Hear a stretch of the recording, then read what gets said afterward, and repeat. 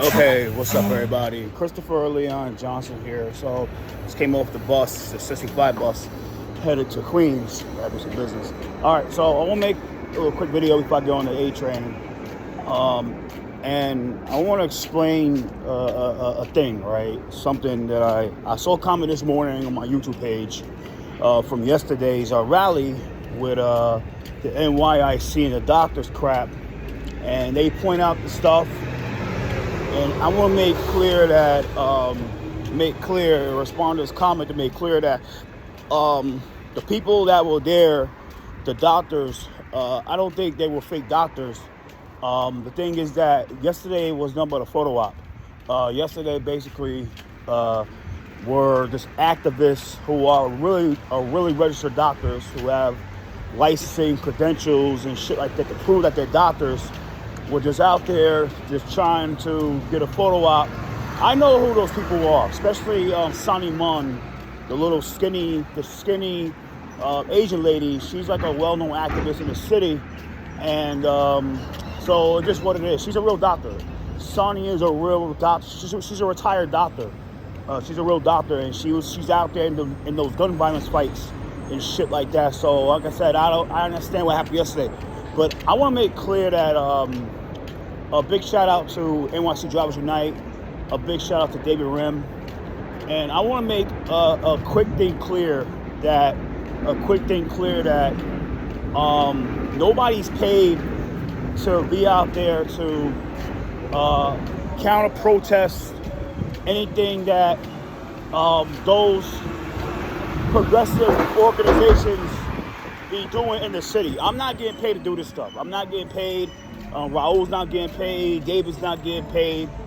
I make my money other ways by helping people out in the city. Freelance work. That's me in a nutshell. That's how I get my money. Same thing as Raul. Same thing as David Rim. We don't get paid by no non-profit or no special interest group to do what we do. I don't have that. Because if that was the case, and there are certain people that do get paid to do this stuff, to do the counter protesting and the protesting, I will not be able to do the things that I will be doing. And people who understand about my history, and people who understand who I really care about, and the people that I care about, I will call out Cuomo and I will call out Adams to their faces. They know how I am. To where, like, if I was getting paid, Adams, like I said, I have a little big beef with Team Eric. They hate me, and I hate them back. It's mutual feelings. But I'm not getting paid to do this stuff, and I'll make this clear. So going forward, let me make this quick clear, right? Yesterday I had a conversation with somebody, and they was like, yo, not Raul, not David, somebody else. They was like, we do this stuff, and you don't get covered by the media. And it was like, well, how the hell you guys, we don't get covered by the media, we don't get covered by the media, while like Scott LeBedo, who just came in the fight a little bit after the fact, gets all the attention. He's on Newsmax or shit like that. Make this clear, right? And I told a few people this before about Scott LeBedo. I don't really like Scott LeBedo. I don't like the guy. I think he's real disingenuous. I think he's fake. I think he's really insincere in what he want to do. And he does it for the attention. Straight for the attention and money. Scott LeBedo is a social engineer that is propped up by the elites to act as control opposition. He's straight control opposition, just to really help set up the narratives that the elites want him to set up. At the same time, it's to bait as many people into these what's this shit? Groupthink, and control think, and got the exact word, um, it's a word where it's like you just stay in a group. So basically, he just want to recruit you to stay into a group where it's like it's all controlled, it's all controlled narrative, where it's all about just saying like you support Israel and support Jewish causes and all this like stuff where when you start finding out about everything, it progresses nowhere that where to the city will be free from socialism or communism or progressive ideologies. And that's Scott LeBedo in a nutshell. It's like an echo chamber.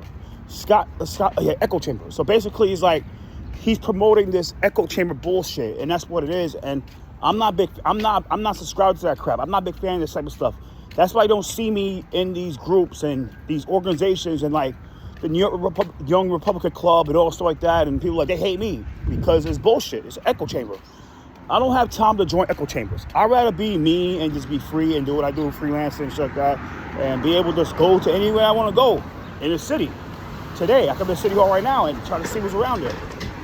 I want to be able to myself to sleep well at night knowing that, I'm not in this echo chamber shit that Scott LeBedo has been recruited to set up, and all these organizations like the Young Republican Clubs and Moms for Liberty and Atheists for Liberty and all these fucking groups that you see in the city that is promoted by the media, and all they do is promote echo chambers where it's either support Israel or you support Palestine or you support fucking e-bikes or you're against e-bikes or no bike lanes or bike lanes, fucking transportation issues, transit.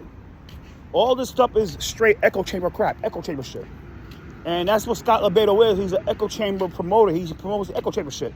So I don't care about what really Scott does. And my thing is just like, I have to educate people about certain people and what's their agenda and what their real agenda and what they're here for. Of course, it's like, like Brandon Straka would walk away. Like I said, I have one thing I don't fuck with is walk away. I don't fuck with Brandon Straka. I don't like that shit. Same thing. It's one of the biggest echo chamber groups that's popping up in the city.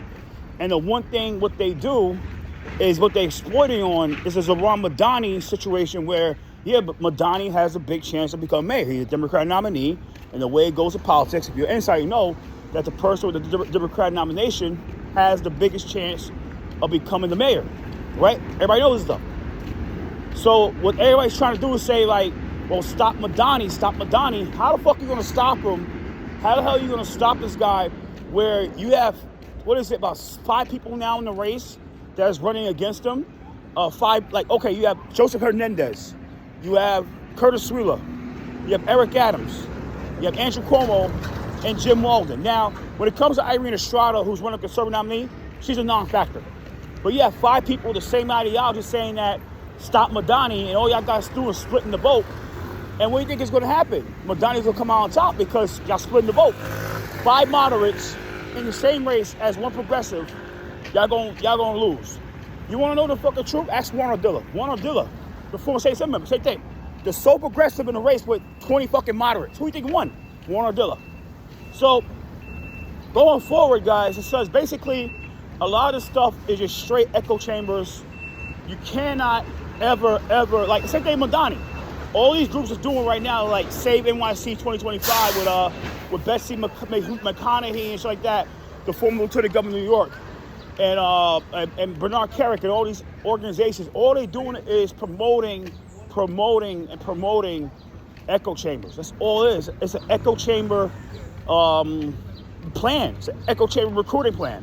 Like, Zohran Madani is this, Zohran Madani is that. We got to stop communism. We got to stop socialism. We got to stop progressive causes. And they get you to sign up. They get you to, they come to these meetings and sign up, and they give you a chance to speak at like these so-called fake debates. And what happens is they recruit you into an echo chamber where it's all about, you start finding out, it's all about, support Israel, support Jewish causes, support family shit. It's just bullshit. Where it's all that stuff is not going to really free anybody from communism, free anybody from socialism. the way you do this stuff, I gotta get on the train for a minute. So the way you really solve the stuff is by educating people about COPA, Community Opportunity Purchase Act, TOPA, Tenant Opportunity Purchase Act. You educate them about why legalization of prostitution or decriminalization of prostitution is bad. You educate them about how the Progressive Caucus in New York City, they're the main engine of the New York Working Families Party when it comes to pushing progressive ideologies and progressive bills and laws into the city, where there's a reason why that if you're a landlord, you have to sell, you have to, let me go, I gotta get on the train, so I can't just, but I'm gonna talk more in part 2, so take care, later.